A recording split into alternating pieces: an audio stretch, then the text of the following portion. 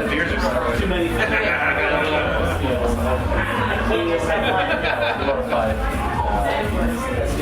Got any more of that DEH, bro? He said it was going to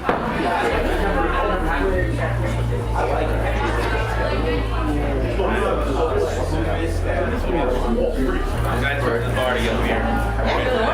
Mellow. I'll let everybody know. Give them the warning. How the beer feels. Hello. Oh, hello. Hey everyone, thanks for coming to Beer Club. It's a little different from last month. It was like these people here. But it was like a lot of reverb.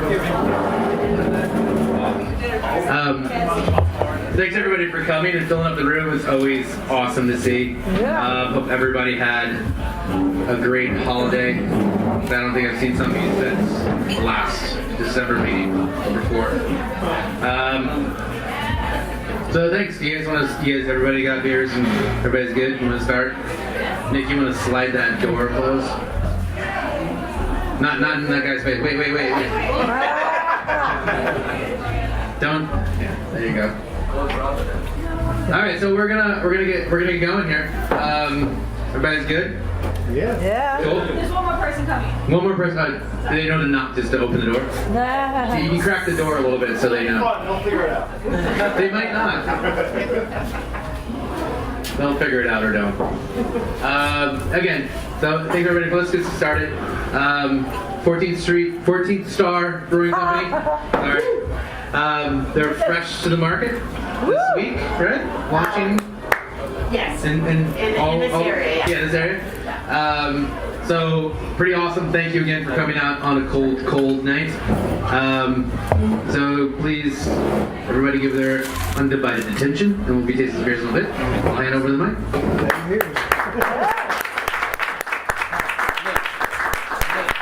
So I feel a little weird using mic. I may decide to just yell at you instead.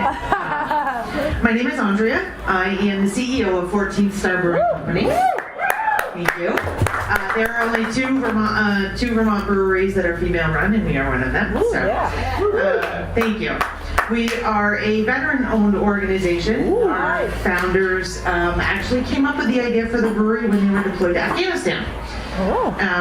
They were trying to figure out what they wanted to do when they retired from the military, and as home brewers thought, sure, we can start a brewery, right? Because that's what home brewers do when they get bored brewing at home. Luckily for them, they actually brewed really good beer.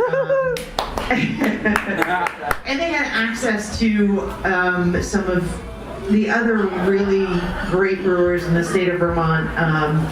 Paul Saylor, I'm sure you guys have all heard of Zero Gravity. Yeah, feel free. Paul Saylor and also Stephen Parks, who owns Drop-In Brewing in Middlebury, Vermont, which is a really small brewery, and they don't really do a lot of distribution outside the state. But they are actually the owners of the American Brewers Guild. Steve Parks learned how to brew over in England back before he was old enough to drink, and brought that knowledge to the U.S.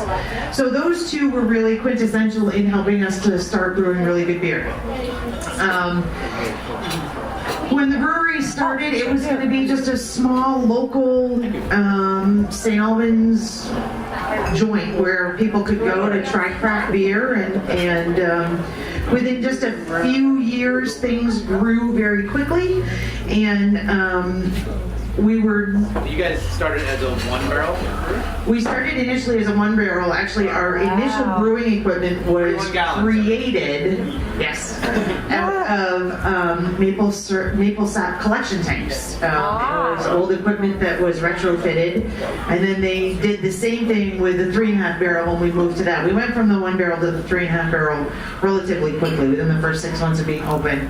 31 barrels of gallons of beer in rural Vermont doesn't last very, generally about an hour. Most places. And so we moved to the 3.5 barrel very quickly, and then from that point on, it took off. The story of the brewery and how it started, two local hometown heroes that started this brewery, and the fact that they were brewing good beer, they had to make the decision whether or not they were going to continue to just be a small local hometown brewery, or if they were going to expand. And the thing that I have learned about these two founders is they don't do anything incrementally. It's usually from here to here, nothing in between. So we went from 3.5 barrels to a 30-barrel brew house, 1,200 square feet to 16,000 square feet within 2 years. So you have a bowling alley? It is. So the current brewery is actually in a strip mall in St. Albans. It's a very weird location for a brewery. It was a bowling alley that had been owned by the same family for 40 years, and they were just tired of it. They were done. The equipment was failing, so they just essentially pulled the bowling alley out of there. And the real estate developer had heard about the two founders and was very, very, very supportive of our veterans. And so kind of made them a deal that was too good to pass up for this space. Good thing you pinned that down. I'm sorry. I said good thing you pinned that down. Yes, because finding real estate to be able to produce beer in Vermont is not the easiest task, and to be able to afford it either. So being able to get that piece of property, having Main Street frontage in St. Albans, and having the real estate developer do all of the fit up for the brewery was key to them agreeing to move there. We did keep one bowling lane. The last night the bowling alley was open, one of our founders took his daughter bowling there and used that to create our bar top with. That was the same lane that they bowled on that last night the bowling alley was open. And so in September of 2015, I came on board. Stephen and Matt are both still active in the Army. Stephen is second in command at the Vermont Mountain Warfare School. So what he does is he teaches soldiers how to be prepared for winter wars. Ice climbing, rock climbing, skiing, traversing through, waist-high snow, all of that. Wow. And Matt is a safety instructor with the Army station, both stationed in Vermont. They asked me to come on board when the expansion was almost complete because they couldn't be there every day to run it. When I came on board, we were distributing in Franklin County, Vermont, which has a population of about 12,000 people, and we were producing about 200 barrels of beer a year. I've been with the brewery since September of 2014. We're now in 6 states. We do about 10,000 barrels of beer a year as well, and we have 6 core beers. And we've also taken on a very philanthropic point of view. You'll see on our coasters, well, maybe if I handed out the coasters, you would see that. Thank you. It says on the back, Brewed with a mission. Since we started, everything that we've done, we wanted to maintain a connection to our community. And we also wanted to help to give back to the people that support who we are and what we do. Every one of our core beers, and I'll tell you as we go through them tonight, every one of our core beers supports a charity of some sort. Nice. And that is part of our Brewed with a mission. Initially it started with giving back to charities in the state of Vermont, but as we continued to grow and expand and started working in markets outside the state of Vermont, it became apparent that it's with the support of everybody that purchases our beers that we're able to do the things that we do. So we want to make sure that we give back to all of the communities that are helping to support our growth. So all of our beers that are sold in New York, there's a component of donations to charitable causes here in New York.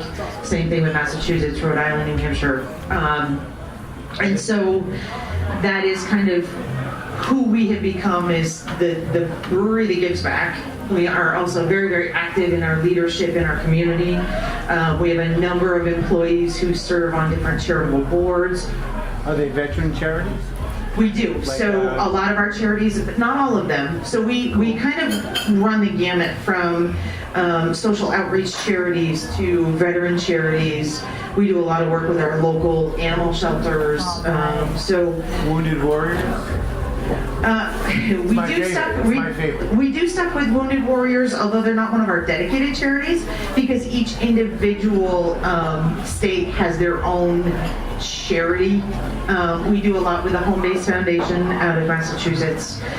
We do a lot with Purple Hearts Reunited. We do a lot with the Josh Pilata Fund, Vermont Veterans Count, the National Guard Charitable Foundation. So there's a lot of veterans charities that, and generally if a veteran charity comes to us to ask for anything, I can never say no. That's probably the biggest downfall that I have is when it comes to charitable organizations. I have a really hard time saying no. So are we going to taste on the beers now? Get this going, yeah. Which one to start with? We will start with Follow Me, which is a session IPA. So we have 6 beers that are available in the market, and we're going to taste 5 of them tonight. They're all available in draft and bottles and cans. All of our beers are available in draft as well as in cans. Our maple breakfast stout, which is going to be the last one of the hazards of drinking your beer while you're talking about it, is you're burping it too. Our maple breakfast stout, which is the one that you're going to try at the end of the night, we have it available for regular carbonated pours as well as nitro pours. So you'll find both here in the city, both done both ways at different places. So Follow Me is a session IPA. And originally, this is actually our newest offering. Our double IPAs is what we're really known for. And so we would get a lot of people who would complain that while they loved our double IPAs when they go out for dinner, and maybe not so much around here because now people aren't doing a lot of driving when they go out to dinner around here, but in Vermont, people were complaining, I can only have one when I go out to dinner because then I have to drive home afterward, and can't you make a session IPA? And so that's what we did. Follow Me is 4.9% alcohol, very sessionable. In fact, the other night I had 8 or 9 of them. Working on that now. It's got some really great fruity hop forwardness, but it's not off-putting. It's also very, very drinkable. It is refreshing. It is... It's not abrasive. The hop forwardness isn't really abrasive. It's just got some really great flavor, and it's quickly become one of my favorites, and definitely my go-to when I'm going out and I'm going to have more than one beer. And now I don't know what to say until they pour you Follow Me. Can I ask a question? Sure. So, sorry, the machines are really loud.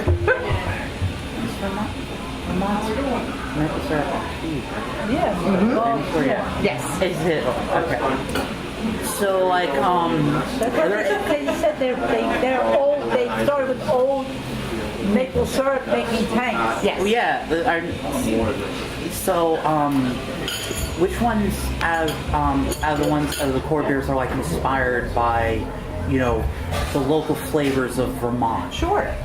So he's asking one of our core beers is inspired by the flavors of Vermont, and that would definitely be our maple breakfast stout. So Vermont is known for maple syrup, and actually the town that our brewery is in, St. Albans, is the maple syrup capital of the world. Whoa. Wow. Every year we do a maple festival in April, and it's a week-long festival just celebrating maple syrup producers, and that beer has maple syrup in it.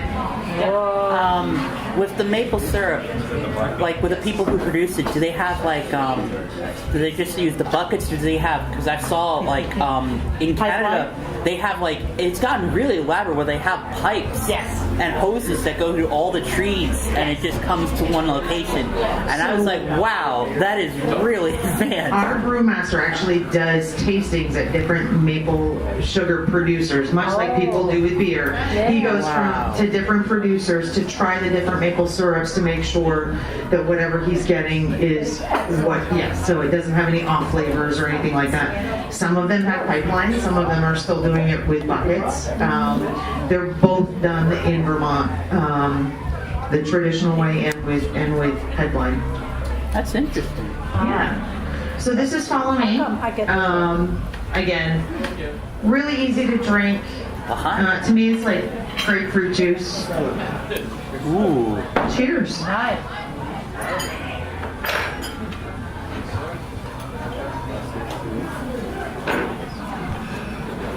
Very nice. So this is the session, it's not a double. This is the session. It's 4.9% alcohol. So Very nice. and the name Follow Me comes from the military. I know. Thank you. Follow Me is the motto of the infantry. So this beer supports the Josh Pallotta Fund. Josh was a Vermont soldier who, when he deployed to Afghanistan, lost some of his company members. So he suffered from PTSD and traumatic brain injury when he returned from Afghanistan and ended his own life in September of 2014. His family started the Josh Pallotta Fund so that they can build a recreational and rehabilitative homes for soldiers with PTSD. So we call this beer Follow Me because Josh was an infantryman. And it also has the likeness on the can of Iron Mike, who is the soldier that is synonymous with Follow Me. Infantry are often the first in battle. They're on the front lines, and their motto, Follow Me, I'll lead you, is what's on our can. Nice. I hope you enjoy it. It's delicious. Thank you. It's really very light. What's that? It's very light. Yeah.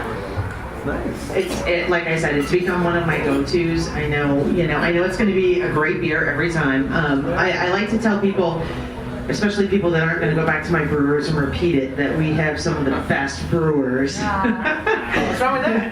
Brewers need to hear them. Well, no, because their heads will just continue to swell. No. And this beer it went through a couple of iterations for them to get it right. Our brewers are very particular. They do a lot of quality tests. They also spend a lot of time just raising that bar of quality production. And this beer, as I said, being the newest one, is really quickly gaining a big following. So, And this is available in draft cans. draft and cans. Ooh, Yeah. 4-packs, 6-packs. 4-packs. All of our beers we do in 16-ounce 4-packs. We had originally done one in 12-ounce 6-packs, and it didn't look right. It didn't go with our packaging. It just wasn't what we do. So all of our beers, 16-ounce 4-packs, and all of them, I wish I had brought pictures of the cans, are very easy to recognize. They're very bright, very bold, and they all follow. If you go to our Facebook page or our website, you can see that our can design, we also have a very talented graphic artist who does all of our can art. And he does a great job. And this is our Maple Breakfast Stout is a good example. There you go. All of our cans kind of follow this same scheme. It's a bright color. It's got the big block lettering at the bottom, and they all have our cute little logo. Little note about 14th Star and where that name came from. Vermont was the 14th state in the Union. Okay. And when we became the 14th state, Congress had been flying the Betsy Ross 13 Star flag. We had asked them to create a new flag, but Kentucky was already in the process of becoming the 15th state, so they wouldn't do it. Oh. So being the stubborn and proud people that we are, we took a big old star, sewed it right to the middle, and we flew that above our Capitol building. All right. Among threats of treason. So very few of these actual flags are in existence, but it's kind of become synonymous with who we are as a people. Very proud, very stubborn, very creative. Yeah, it's interesting when you talked about the flag and the stars.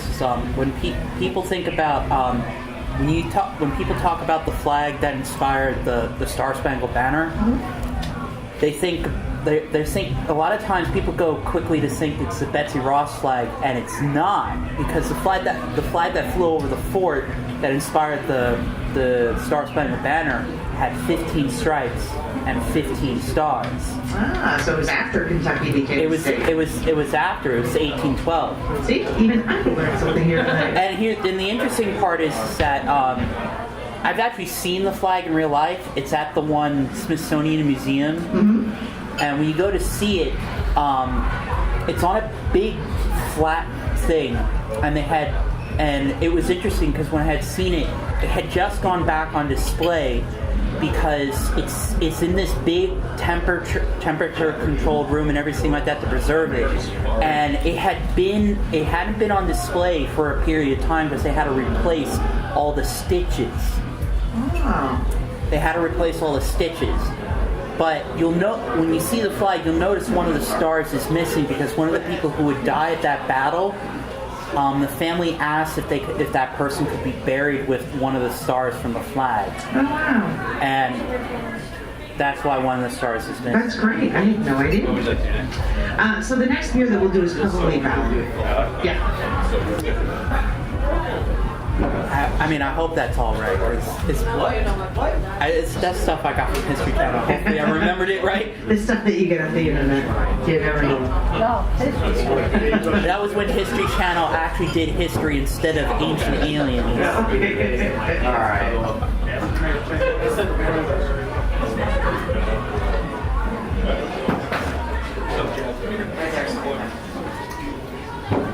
And Kevin back here, the one that just threw his phone at me, he's our distributor, our sales rep with Serene Distributing.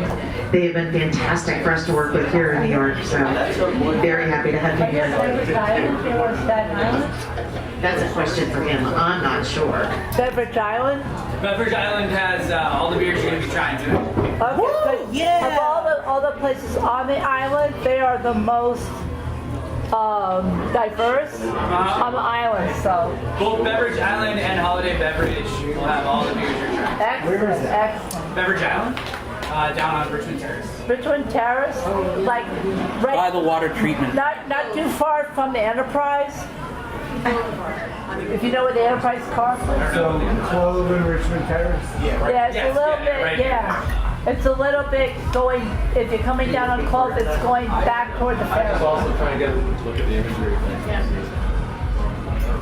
That imagery is If we don't drink them, can we see them? Can we pass them around? Yeah. So we're passing around the cans of maple breakfast stout, and I normally will talk about this when we get to the beer, but the imagery on the can for this one's very special to me. It's my grandfather. All right. He was a lifelong maple producer, and he kind of had this spot at my uncle's sugar house that he was the person that decided when the maple syrup was ready to pull out of the boiler. Like, you could tell him when you thought it was ready, but it wasn't ready until he said it was ready. And so This is so what makes the imagery even more special is that I have an aunt that's an artist, and she painted this painting of him and then allowed us to use that as the can art. nice. So, All right. yeah. It's kind of funny. He's been gone for about 10 years. So when we started seeing these cans on shelves and being able to, like, you walk into a store and you see, 15 of my grandfather staring back. It's pretty cool. Instant pride. Yeah. Yeah. But he was the quintessential, like, Vermont maple sugar. He looked the part. He knew what he was doing. And there were a lot of great times at my Maple Sugar House. Born and bred? Born and raised in Vermont. Yep. God bless. I left for a little while, but came back when it was time to raise kids because I knew that was where I wanted to have my kids. So, and now that they're grown, it's a great place to stay. So, Great I have place. an interesting question. sure. Can you make alcohol from, like, the maple sugar? Yes. Yeah. What's it called? Like, Wait. Depends on what you make. okay. we use maple syrup in the maple breakfast stout as an adjunct. So it is a special ingredient that the main sugars are not derived from to make the beer, but there are sugars that change to alcohol. A lot of people in Vermont use it to make spirits. They distill it. So it all depends on how you use it. I've not yet seen anybody take just maple syrup to make beer. I've seen people use sap and then convert the sugars in that into beer. But in order to be called beer, the majority of your alcohol has to come from a grain. Yes. Yeah. So what's a spirit derived from maple stuff called? It doesn't have an actual name, it's just a maple spirit. You can use it, like, I would liken it to rum. So, but there are a couple of distilleries in the state of Vermont that are making maple spirits with it. So what you're getting now is Valor. This is a hoppy amber ale. This was actually the first beer we produced commercially. And in Vermont, it is the one that we distribute in draft more than any other beer. It's hard to describe to people because generally when they get an amber, it's not a hoppy beer. What I found when I do tastings with this beer is when people taste it, they really like it. But getting people to try a hoppy amber can sometimes be difficult because amber is not one of those sexy beers that people want to try. It's not an IPA. It's not a double IPA. Very 90s craft beer. It is a very 90s craft beer. So you're going to get some really great hop forwardness on this, a lot of kind of citrus, but it's also got an incredible malty backbone that our brewers do a great job of balancing both. This is my favorite burger beer. This is my favorite steak beer. There you go. And it's always just a solid choice. I like the color. Sure. That's what I drank last night. The perils of doing 6 different launch events in 4 days. It's tough. You know what's nice about it? Somebody's gonna do it. It's when I say like everybody laugh like saying 90s craft beer, but like 90s craft beer to me has like very heavy on crystal malts and all that. This doesn't have that. This is nice. It's like a perfect amber. Yeah. Amber ales I think is like they kind of got a bad rap where people like kind of don't drink them anymore, but Yeah. this is awesome. Yeah, I love this beer. This, like I said, this is just that great when I'm going out to dinner beer to order. And every single batch of this supports Purple Hearts Reunited, which is an organization that was founded by another Vermont soldier. And it locates lost or stolen medals of valor, Purple Hearts, Bronze Stars, and returns them to the soldiers that lost them or their families if they've passed. And unbelievable how many of these medals of valor are found on eBay or in pawn shops or and returning them has become a great sense of closure, especially for the families who no longer have that soldier with them. And so from the very beginning of Purple Hearts Reunited, Valor has been used to help support their efforts. To date, in 5 years, they have returned over 300 medals of valor. Cool. So how does that work with the charity? Like how does the percentage of the draft? Percentage of everything. So what I do at the end of every quarter is I go through and we made X number of barrels of Valor. That computes to X number of pints, and we donate a percentage of every pint. So whether it's in cans, whether it's in draft, whether we sell it in the tap room or it goes out to distribution, they get a percentage of what our actual yield was, regardless of how it's sold. Kind of a tangent question. These medals that are lost and then returned, is it because they were stolen by some dirtbag? Some of them. Or sometimes veterans are down and out on their luck, and they have to. Or if they passed, maybe their family members don't. Some family members might not understand the actual intrinsic value, not necessarily the financial value to it. So bringing those medals home, whether it is because of financial difficulties or because it was stolen, or sometimes they're just lost, like people move. Things go the into wrong box. storage. Okay. Yeah. It's amazing someone would steal something like that. Yeah. You would think so? You need to earn that. You would think so. It's Some have been found with just metal detectors, people's backyards. Okay. And Zach, it started with Zach just getting emails from people. Hey, I know that you have an interest in Purple Hearts. He found one actually at a pawn shop and bought it and then started researching it. And that's how it all got started. And so now he gets hundreds of emails a month from people who have seen them or know of one that has been lost and can you help us to locate it. So he actually has a staff of 3 now that do nothing but research and return metals. Funded by this company. Well, not just from us. He he has become really great friends with a lot of the firefighters here in New York City. And so there have been a lot of donations and fundraisers done by them as well. So Cool. I wish we had pockets enough to fund everyone, but unfortunately not yet. Keep drinking though. Well, like I said, you should definitely give your compliments to your brewers because they understand how to work with malt. Yeah. That's delicious. It's very good. Thank you. Yeah, this is, I think, probably our biggest underrated beer that we make. Because like I said, it's not that Yeah, which IPA. in general are underrated. Yeah, agreed. Do you guys have a social media presence? We do.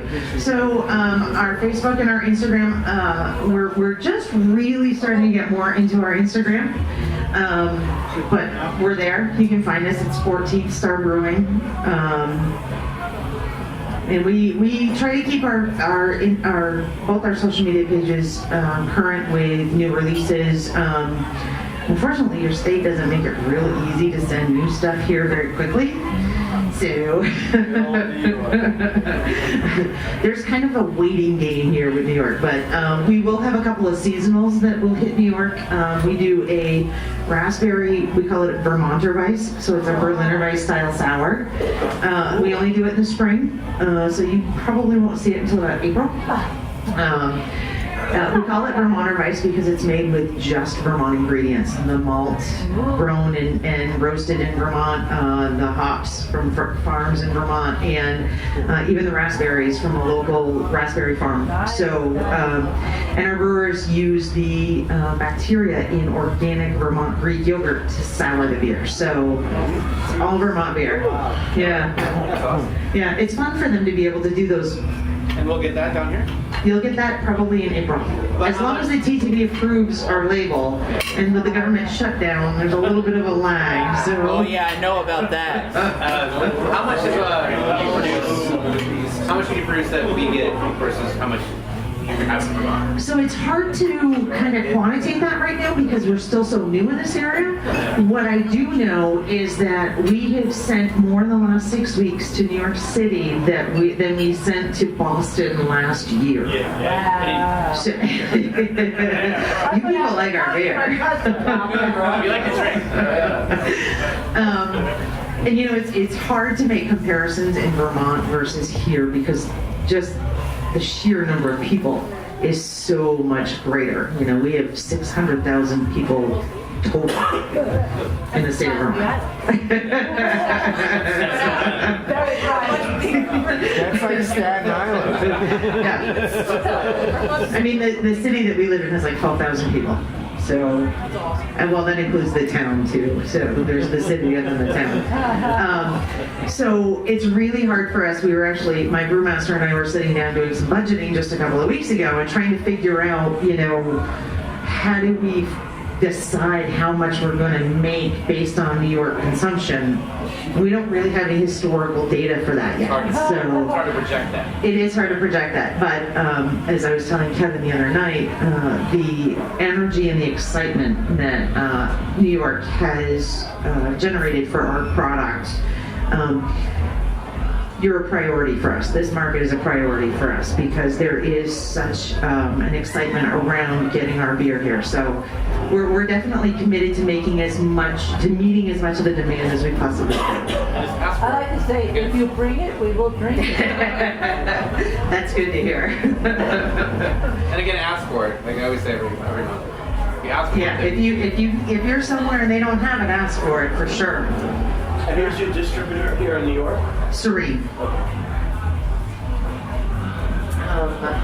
So the next one would be Well, I mean, unless nobody wants to move on to the next No. beer. Giddy up. I would do B72 next.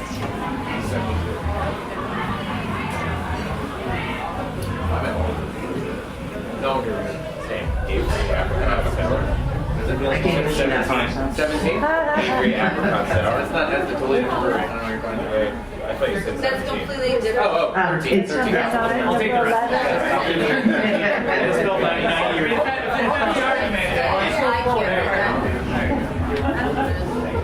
So a little fact about B72 that not too many people know. The B72 can has a like military style bomber on the front of it. That's not an actual plane.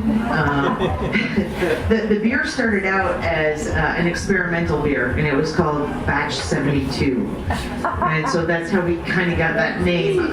There was already a beer that had been marketed called Batch 72. Our brewmaster's favorite number is 72, so he didn't want to change it. So we just shortened it to B72, and to kind of keep it in line with a lot of the packaging, we gave it that military feel. One of the great things about the imagery on the can is that the B-72 bomber is dropping hot bombs. So this is a Hoppe New England style IPA. This is by far the haziest beer that we make. It has taken off in Vermont very rapidly. It's quickly become one of the most requested beers that we have, if not the most requested beer in the state of Vermont. It's got a lot of great Galaxy hops to it. You're gonna get a nice citrus right off the front. It's got some great mouthfeel. The haziness is not from lactose. There is no lactose in that beer. It is from the yeast that stays in suspension that creates that hazy appearance to it. But it is such a great beer. We just recently lowered the ABV down to 7.2%. It was at 8%. But we lowered it because the beer itself likes to be a little bit lower. It tastes better, and it actually just produces at a lower ABV a much better beer than it did at 8%. So we went through the process of changing the label and everything. So it's now 7.2%. And the IBUs on that are 72. It's a theme. Yeah. And it's just a really, really great beer. So I think you guys will enjoy it. I do. Unless you don't like IPAs, then you probably won't like it. Does anybody have any questions about the beers or the brewery or? You guys have business cards, right? I do, yes. Yeah. Oh, good. I'm Okay. Sure. Love Vermont, so. So where's your tap room? So we have a 3,000 square foot tap room in St. Albans. If any of you know where Burlington, Vermont is, we are about 30 minutes due north of there. If you take the highway from Burlington straight up, in 30 minutes you'll be in St. Albans. Is it Route 4? Route 4? The highway, which It's Interstate 89. 89. Right. Yeah, we have, well, that's pretty much the only one that's in Vermont. So you can throw baseball in Canada. We tell people all the time that we're located in southern Canada. If you go 2 exits north on the highway, you're in Canada. Yeah. And I actually grew up on the in the town that the big port of entry to the Canadian border is in. So, yeah, we're pretty far north. We're right on Lake Champlain. It's gorgeous. And the city of St. Albans has gone through some really intense renovation over the last 5 years. It's become a really great quaint city to visit. There's a lot of great things to do there with the lake right there. Montreal is less than an hour away from us. So it's a really great place to spend some time. Bring your passport. Yeah, bring your passport because you won't be getting back in the U.S. without it. So this is B72, as I mentioned. It's that hazy New England style IPA. Yeah, does anybody else want stickers? I can just kind of pass these around. They can grab what they want. Well,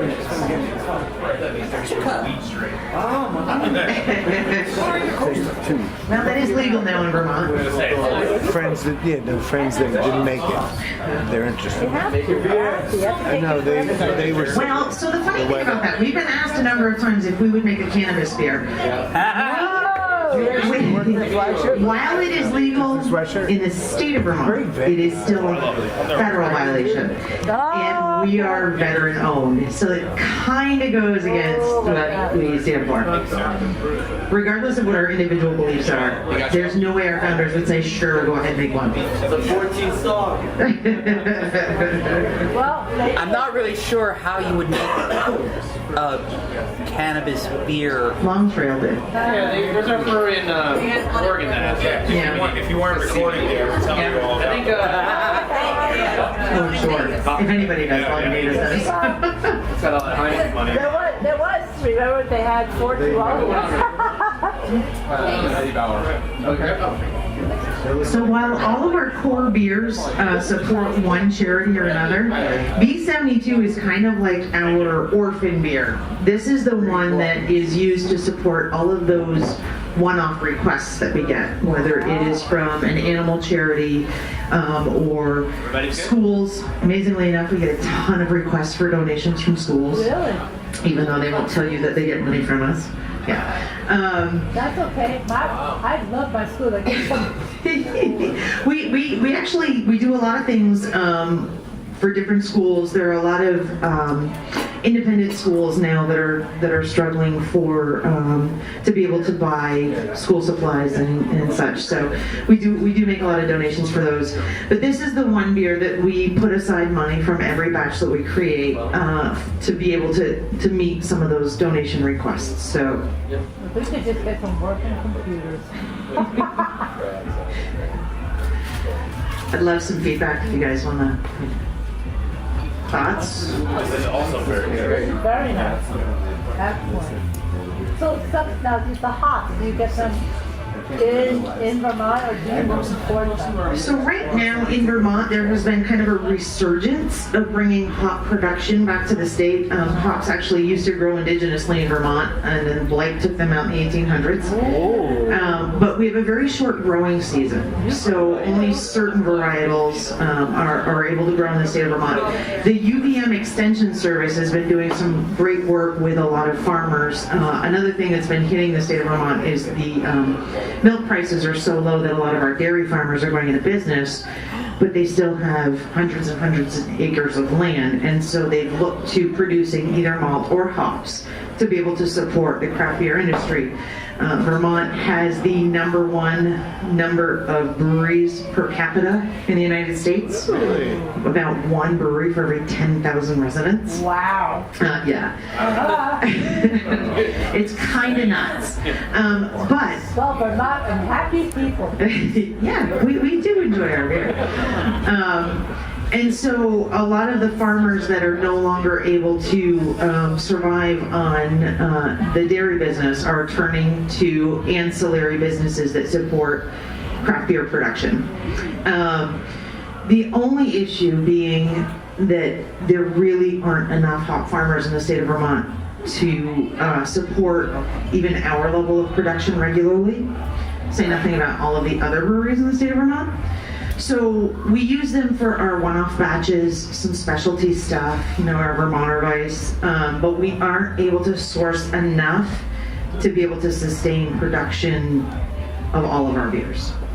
But lucky for the hop farmers, there are plenty of breweries in the state of Vermont who are doing the exact same thing, sourcing hops from the different farmers to meet their specialty batch requirements. So.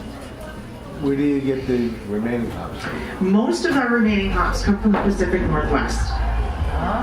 Oregon, Washington is where a lot of them come from. But then there are, specialty hops from New Zealand those are the ones that you have to lock down on contract 3 years in advance. Try to predict what you want in order to be able to have it 3 years from now. So those are the ones that are the most difficult to obtain, and they're also the most expensive.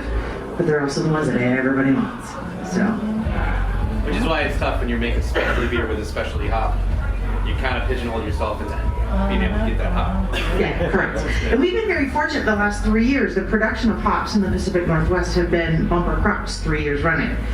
Eventually that's going to run out. It's not, there's going to be a crappy year. You just stick with Cascades and you'll never run out of Cascade. That's right. Cascade and Columbus and we're good. You're good. You ever heard of Sons of Ham? I have a question. So,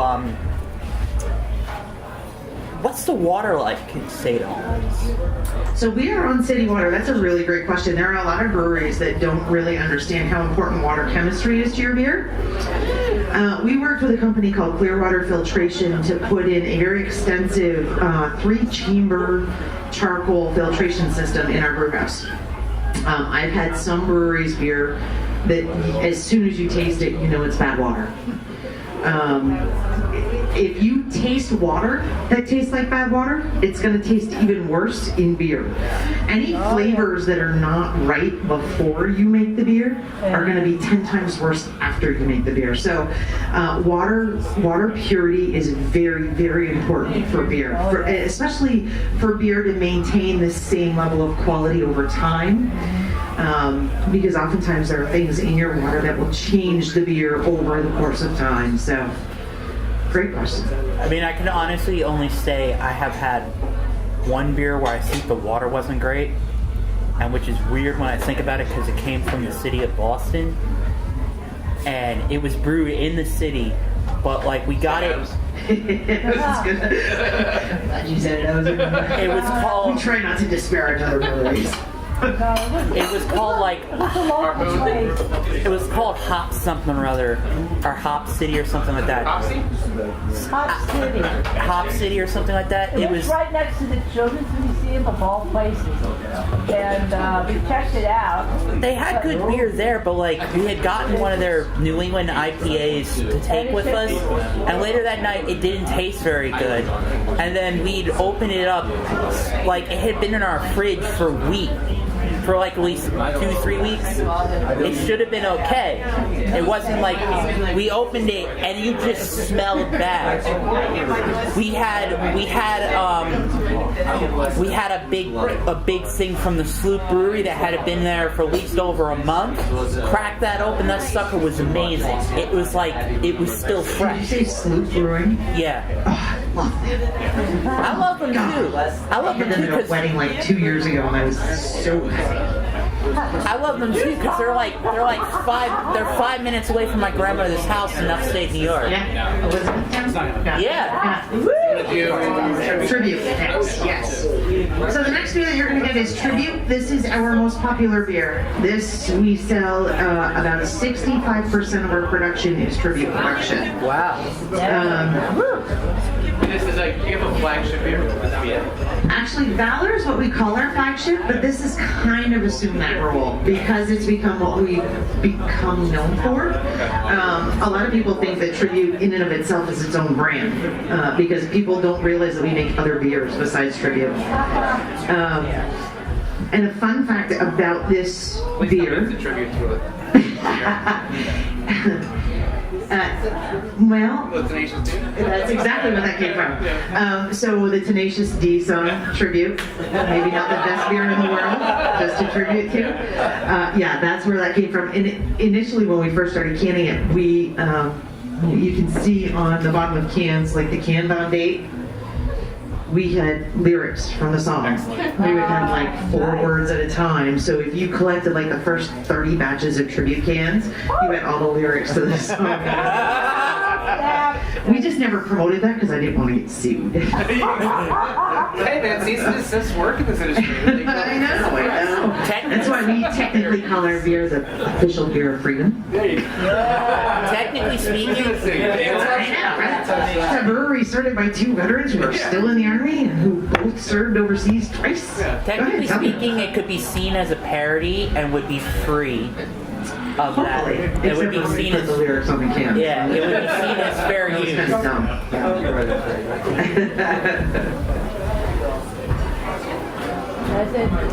What do you do with your spent grain?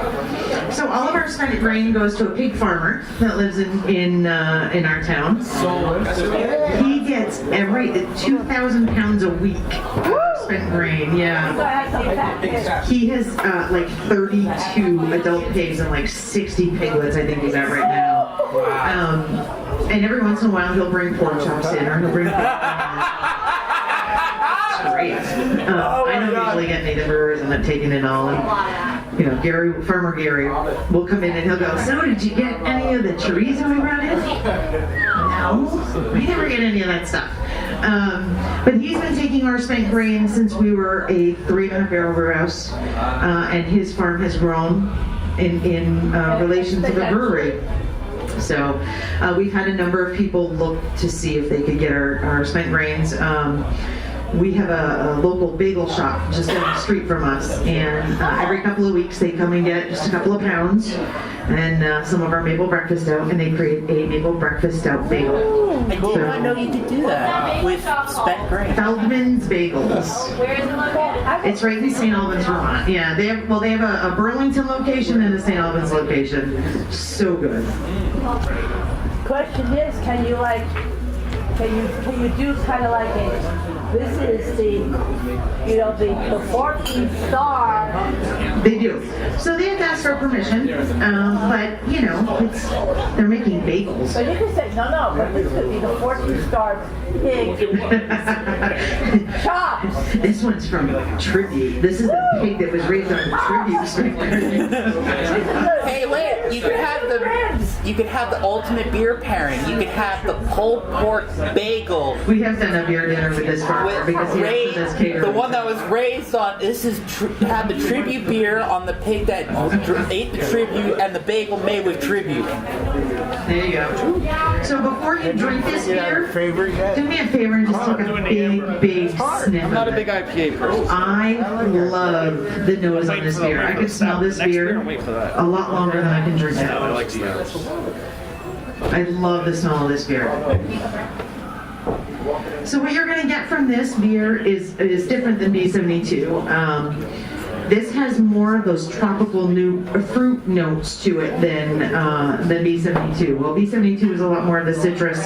This has more of kind of like the pineapple tropical fruitiness to it. Yeah, I will take some.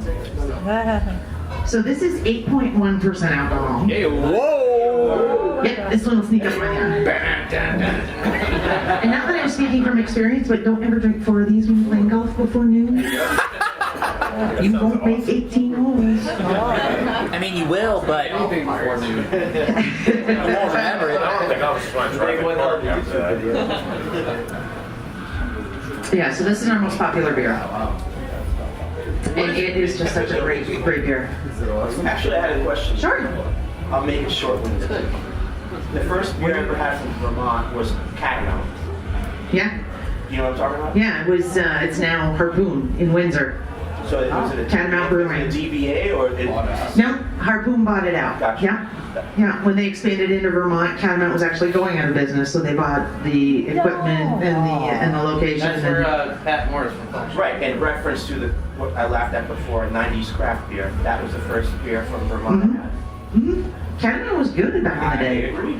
I wasn't even old enough to drink then. That's why we live in Where were you? No. This is a really easy to drink for 8%. It's super smooth. You know, I've had a lot of double IPAs in the past where I'm like, God, I can't get past that alcohol taste. Yeah. You don't get that with this beer. Not at all. It's super ripper. Like It's deceptive. You know, you're talking about how smooth it is. I mean, at least with my palate, I find that like when it comes to like beers that are really, really strong, I recently had a beer, I think it was 18%, and it was really high, but that one you really had to sip, because if you drank it like a normal beer, it wasn't like that. It wasn't like you got this strong alcohol taste. It just came off very bitter. Yeah. How do you feel about this beer? I feel it's very nice and smooth, but like when it comes to like really strong beer, at least with my palate and my experience, it's either very smooth and it's very nice and you don't feel it, or it's in your face the whole time and it's like a slap to the face every time you drink it. Well, I'm glad you're not getting a slap in the face. What do you think from about us. this one? Is it smooth? Is it slap in the face? It's very smooth. I like it when it's smooth. The only problem is when it's smooth and it's nice, is it'll sneak up on you and bite you in the ass. Yeah, for sure. Will be Bite in the ass. Bite in the ass, Brewery. You gotta do a series. Two-part slap out of here. How does the whole feel like? You have a lot of IPAs. Is that ever like? All these are all in rotation all the time, or is that something that like? Yeah, so the sixth, so we didn't taste on the Recruit, which is the sixth beer. You're gonna have maple breakfast out here in a moment, but Recruit is a not hoppy golden ale. Super easy to drink. Very, very crushable. It's 5.2% alcohol. It's just got some. It's just a very smooth golden ale. My dad's favorite beer. That's the kind of beer. Yeah, when he's home, like production goes up, revenue goes down. Yeah. You guys make a pilsner? We don't currently make a pilsner. We make a lager twice a year. Okay. We do a golden lager. Actually, they're getting ready to brew it next week, and that one supports Make-A-Wish Vermont. And then in the fall, we do our Oktoberfest, and they lager that. It's a great beer. Our brewmaster actually hates Tribute, hates double IPAs. Does a great job of making them. Hates them. He is a malt forward person. He prefers Valor as his go-to beer. Although when we make the lagers in the spring and in the fall, I always joke that we would make so much more money off them if he didn't drink so much of them, because he only gets them twice a year. IPAs it's what people want currently. Will we change our core offerings as palates change and as the market trends change? Yeah. Perhaps. I think there's a nice distinction between the three that we've had tonight. Yeah. That it's They enough all where need it's like they could all live on their own. Yeah, They're not for sure. they're not conflicting with each other. For sure. And then our other beers, people generally ask when they find out about the brewery, what kind of beer do you do? All of them. Like, Right. we have done over 300 different styles of beer, recipes of beer with different styles in there over the last 3 years. So, The seasonality of what you offer, is it more because of like you'll do a pumpkin around Thanksgiving or we do an amazing maple or is pumpkin. it because of availability of the ingredients? So it's a little bit of both. Our maple pumpkin beer comes out later than most pumpkin beers. Like nothing irritates the shit out of me more than when I walk into a store, it's fucking 80 degrees out, and I see Oktoberfest on the shelf and it's August. Pumpkin, Like, seriously? Pumpkin comes out in June. Oh my gosh, drives me nuts. Our pumpkin beer actually comes out later because we use locally harvested pumpkins that we roast at our home. Seasonality with the The ingredient availability, the only exception that we've made is our raspberry Vermont Weiss. We buy these local raspberries and freeze them. Yeah. So, yeah. I know, I like them that way. I just pull them out of the freezer and eat them.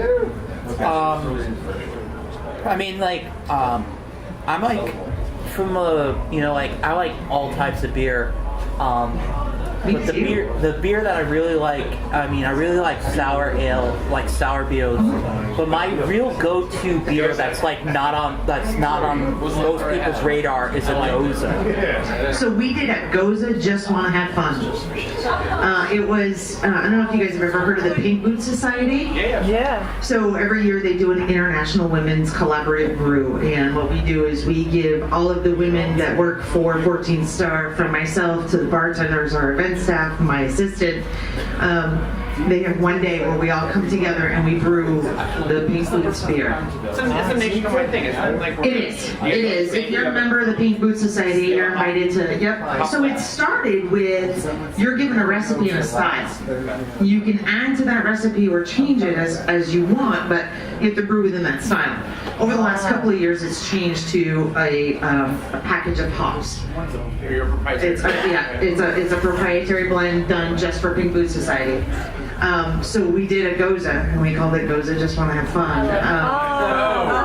It was so good. And when we release the beer, we do a ladies' day at the brewery. Because there are a lot of women in rural Vermont who hesitate to come to a brewery by themselves.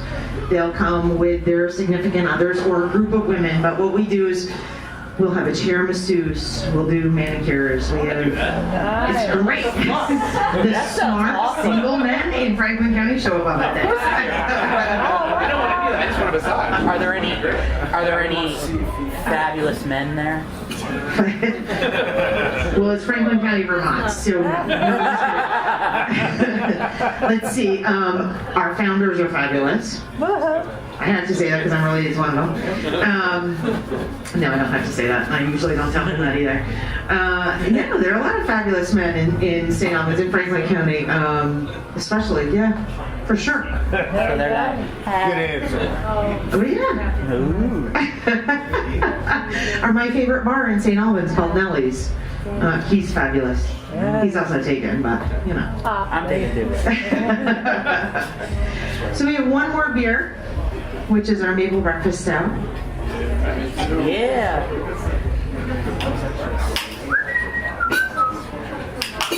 So this is an oatmeal stout. It's a very, did you say terrible? Get out of here. He did not say terrible. He did not.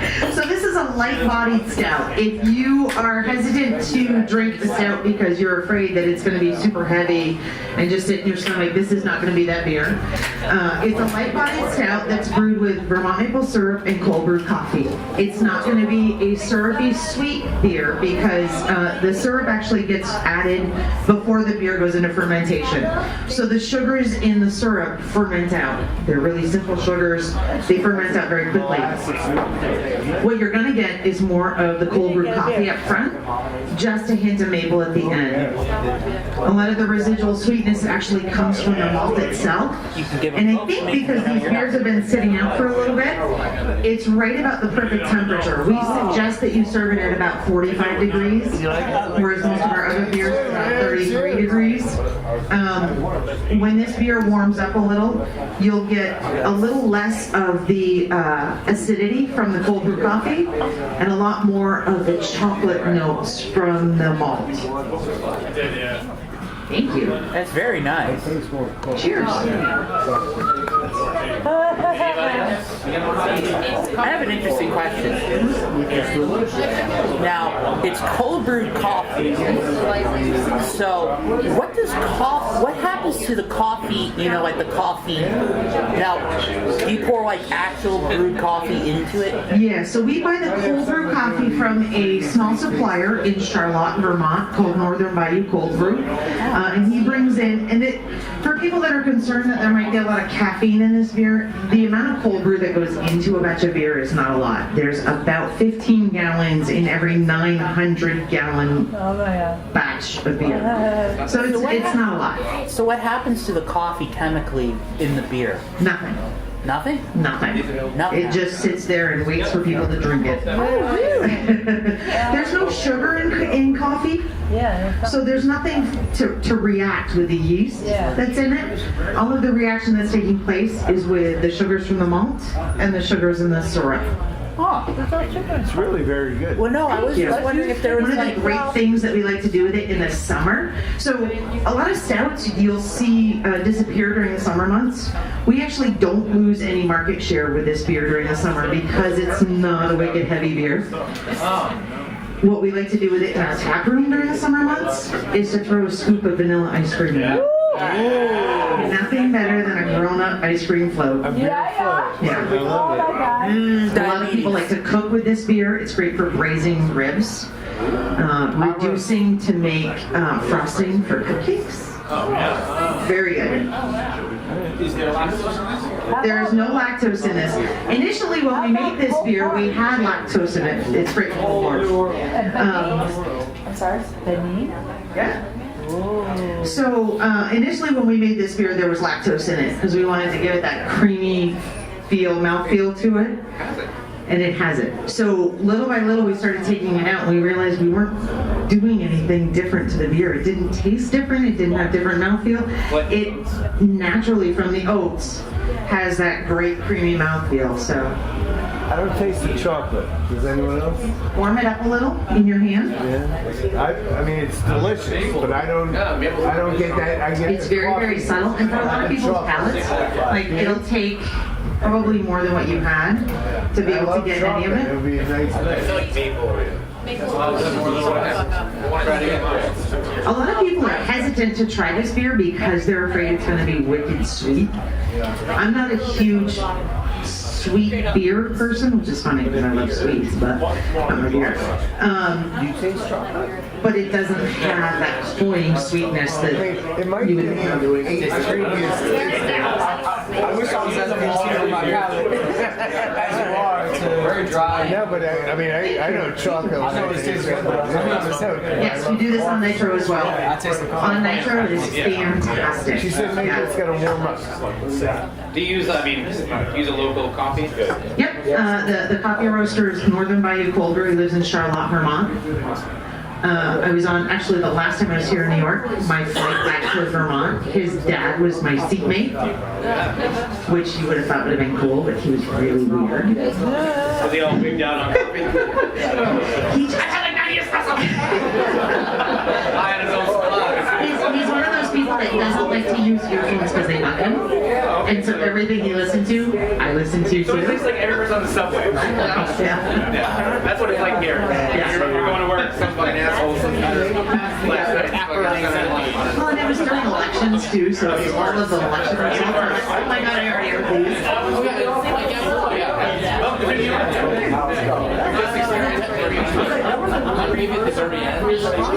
Does anybody have any other questions for me, comments? And again, this is a beverage island. If anyone wants to pick up some 4-packs. Everything we've had tonight is available in our market right now, right? Correct. And in cans, right? All in cans, Holiday Beverage Island are the two places you can get all of what we've tried tonight. Awesome. And if you have any questions about where you can find our beer, on our website we have a beer finder that is within 3 business days of when sales happen. So generally if our beer finder says that it's at a place, unless they sold through it incredibly fast, you should be able to find it there. You mentioned before that there's more breweries per capita than anywhere else. What's the relationship like with breweries? Is it more like cooperative or like? That's a great question. So the question is, what is the relationship? I love Sean Lawson. I get along great with Sean Lawson. So I love Sean Lawson. He seems like a good dude. So I came before craft beer. I worked in the pharmaceutical industry. So just to put it in perspective, what the relationships between companies is like. Still dealing with drugs, lady. Yeah, right. We went from drugs to booze, right? Could be worse. It's the American dream. But people in the beer industry far happier than those in the pharmaceutical industry, and also much more collaborative. But people in the pharmaceutical industry are much more richer. Yes, they by far make more money than we do. Yeah. They can't sleep at night, but you know, whatever. They have a One of the things that was very, very interesting for me when I came on board with 14th Star was the fact that the craft beer industry in Vermont is very collaborative. And you would think having so many breweries in the industry in Vermont would make it catty, competitive, and it's not. One of the things that's happened, and I'm sure you guys noticed this, is that Vermont craft beer has kind of developed its own brand. Yeah. Vermont craft beer is known as some of the best beer in the world. And we also have the best brewery in the world. Just Sean Hill. So, anyway. So they But share we the wealth. often share secrets. We often talk to each other about ways to improve each other's beer, because there's nothing worse than to watch a reputation go from here down here. And we don't want that to happen in the state of Vermont. So we're often very, very collaborative with each other when it comes to sharing ideas to improve quality, whether it's water quality or whether it's ingredients or process related. And the craft beer industry as a whole is also very collaborative. I look forward to every spring. It's Craft Brewers Conference. This year's in Denver, Colorado, which I've never been to Colorado. I'm so excited. Where 30,000 craft brewers come together and we teach each other what we know. So there are workshops on process efficiencies, on the latest technologies for canning and avoiding dissolved oxygen in your beer, and all of these things that are readily shared amongst craft brewers, because we don't want the reputation of craft beer to become that of big beer. So it's really a great industry to be a part of. You know, every once in a while you get the asshole who doesn't want to play nice with everybody else. So no.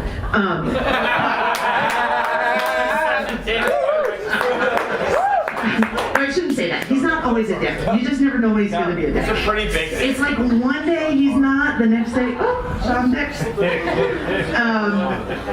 But for the most part, you know, like I said, we get along with everybody, and we try. There's so many collaborations. Actually, I'm the chair of the Vermont Brewers Association Events Committee.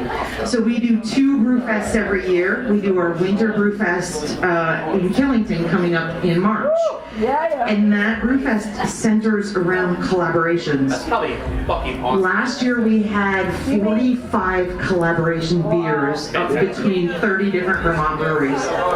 Hermit Thrush in Vermont. I don't know if you guys have heard of the sour brewery, Hermit Thrush Brewing.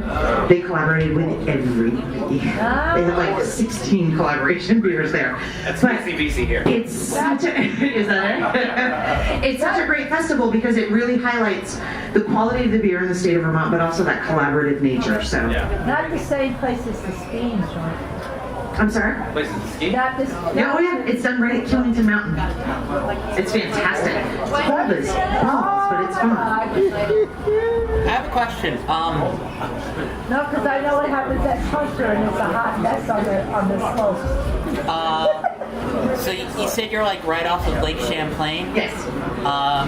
Have you ever thought about like naming a beer after the We monster actually- that supposedly lives in Lake Champlain? No, I'm pretty sure I get sued for that one. What? So Champ is for those of you that don't know, Lake Champlain has its own monster. It's called Champ. He's also a mascot for a lot. There's a minor league baseball team, the Vermont Lake Monsters. He's their mascot, and I as much as I think they all love us, I'm pretty sure I get sued if we try to put Champ on a can.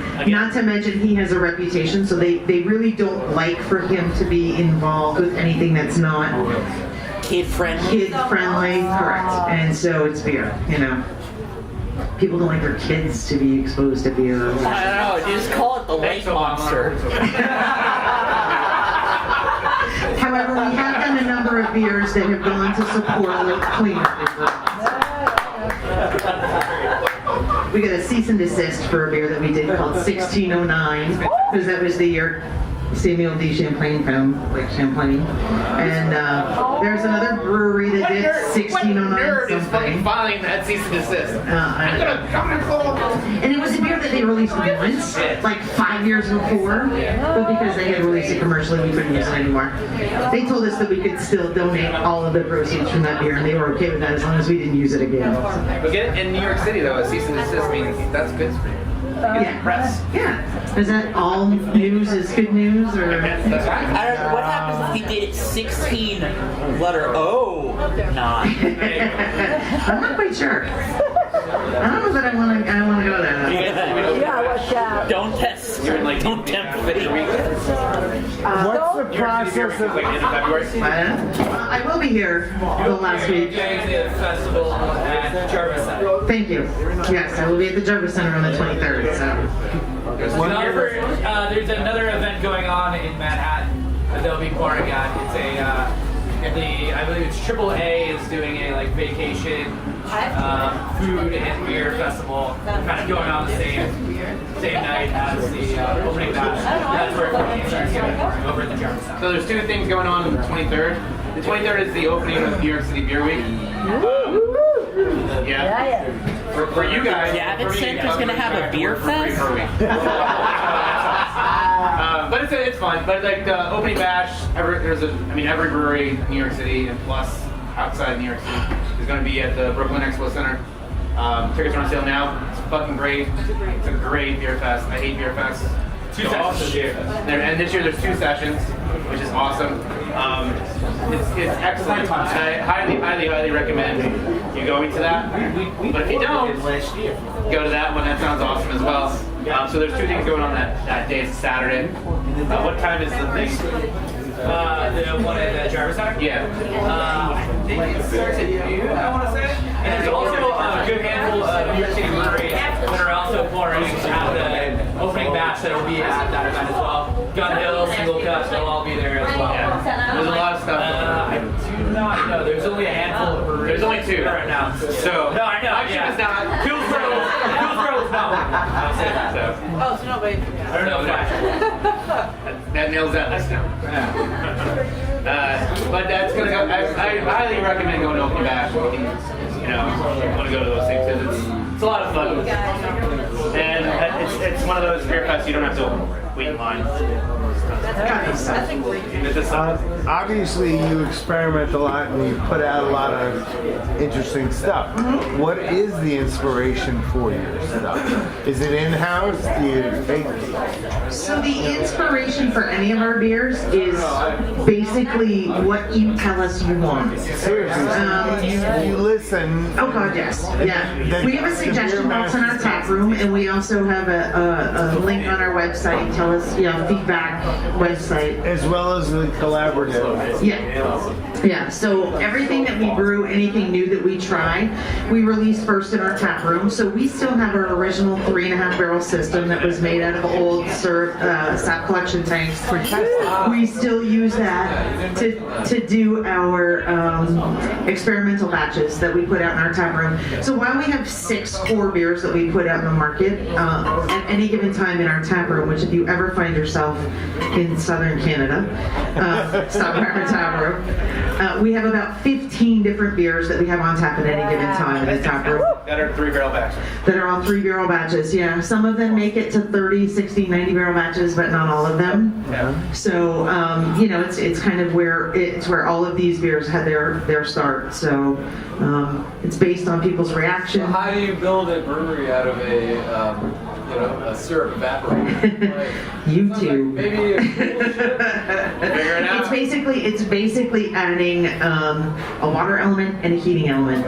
The 2 things that you really need to make beer. So our initial cold room, I always got such a kick out of this, was cooled by home air conditioner units. And we're literally just kind of stuck in the wall. I love, and that's why I love overrating. Yeah. Look at that device.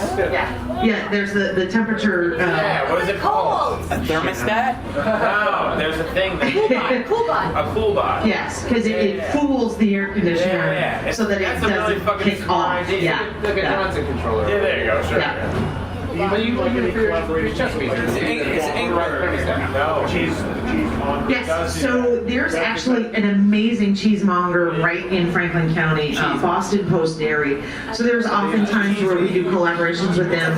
We've also done a collaboration with Vermont Farmstead Cheese, which next holiday season, you'll be able to order the cheese through the Vermont Country Store, their catalog and online. We did a collaboration with Vermont Farmstead Cheese. They took our maple breakfast stout to create, I think they did like 15,000 pounds of cheese or something stupid like that. So, and they're adding that into their catalog next year. Maple Breakfast Stout is their #1 selling beer at the Vermont Country Store. So, yeah, it's cool. And actually, funny little note, one of our founders started making beer after he's taught himself how to make cheese. It was kind of like the next progression of things. He is one of those very creative types that when he doesn't know something, will learn everything about it until he can, like he makes guitars, he knows how to screen print t-shirts, makes soap, makes cheese, makes beer, makes me have a migraine. That's amazing how he does that. That's the homebrew heart. Yeah. That's right. That's the soul. Thank you guys so much for being here. Being so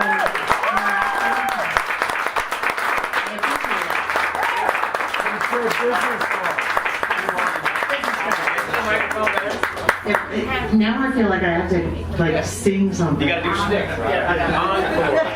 Let's hear it again. That shoes off.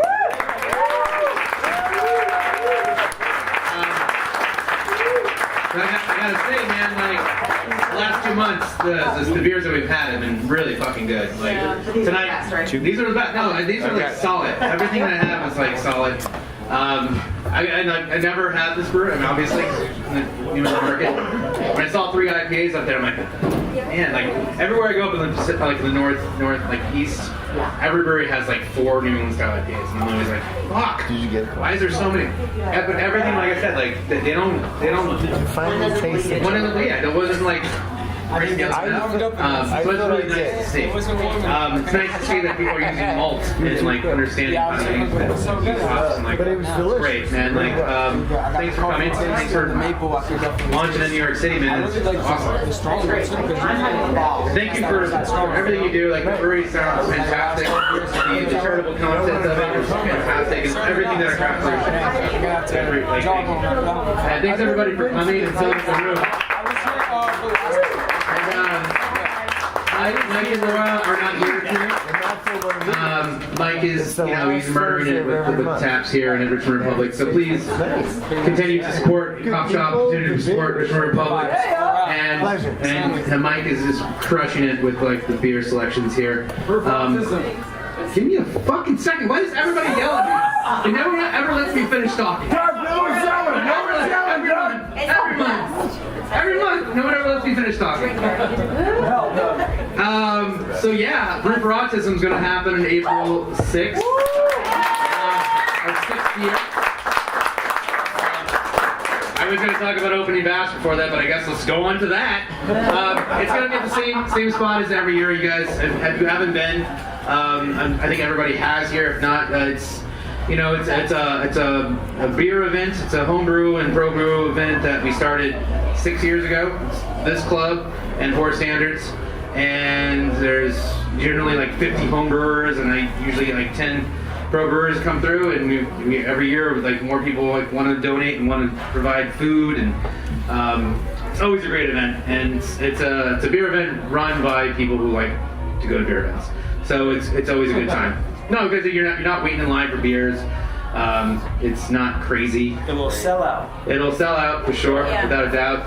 This year we have a VIP hour, which is like, you know, like every other festival that you get like an hour before, so you come in and like you can like, you know, give the finger to the people outside waiting in line, and hopefully, and like I'm sure Paul will kick his keg in an hour because he'll have some like cherry cider, some fucking. Wash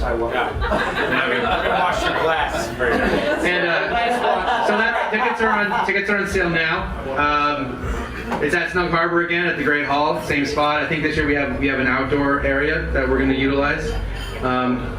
Excuse me? I was saying the pool. No, it's April. In the pool? There's going to be a pool? Maybe. That'd be a good sign. You have to buy your ticket to find out. In April, yeah. So it's definitely going to sell out. So if you want to come, buy tickets. If you want to learn how to homebrew, you can just get in that way too. You'd have to learn how to homebrew, which is, you know, it's not that hard. So if you are a homebrewer, if anybody here homebrews that I don't know that's here homebrewing, please join. Just sign up to homebrew and you get it for free, which is great. Just don't make shitty homebrew. That's all I ask. Just not a lot. And so yeah, so those are on sale. You go on. What's the website now? It's Google for not for many. Brew for Autism 2019. It'll bring you to like Eventbrite, and you can buy your tickets online. We sold 80 tickets the first day, so it's gonna sell. We have 8. We put tickets on sale this week, and it's 80. No, yesterday. Yesterday. You say 8? Well, that 80. That is this week. Yes, you're technically 81. And we sold 80 tickets, so it's a capacity of like 400. So When does it sell out? Soon. Whenever there's no more. So yeah. No, I know. What's the amount? 450. That's it. Thanks for coming out. Thanks for keep supporting us. Again, keep asking for these beers. Ask for the beers that you've had tonight. And ask, you know, Beverage Island to tell you how much it costs before you go in there. I've been trying to do that. And I'm not shitting on them. I like those dudes and they're doing a great service. But just ask them before you go in, because that's something I think everybody in this room has complained to me about, that they don't post how much shit costs, and you go in there, you're like, well, I just dropped $100 on 4 packs of beer. That sucks. No, you don't. Not an exaggeration. No, is it now? $5 now? Is that real? That's not real. That's fake news. Typical. But yes, please, Beverage Island, they're doing good stuff over there. Have a lot of fun over there. But just make sure they're doing the right thing. And thanks, Kevin Green. He's from the distributor, who is actually an awesome distributor, and doesn't. I'm not going to go off on a tangent there, but they're doing great things. They're doing great things. We also have February Brewery as well. And they're bringing a lot of stuff to the island, and they're doing awesome stuff, and they're really promoting the brands, their craft, and just supporting people like 14th Star and others. So, fuck y'all. Bye. That's it.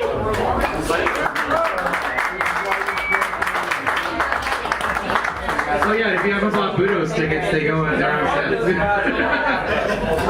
sell it. So this is your and this is your college I guess I made 2 different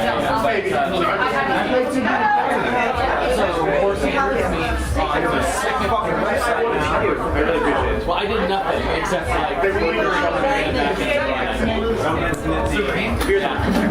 So,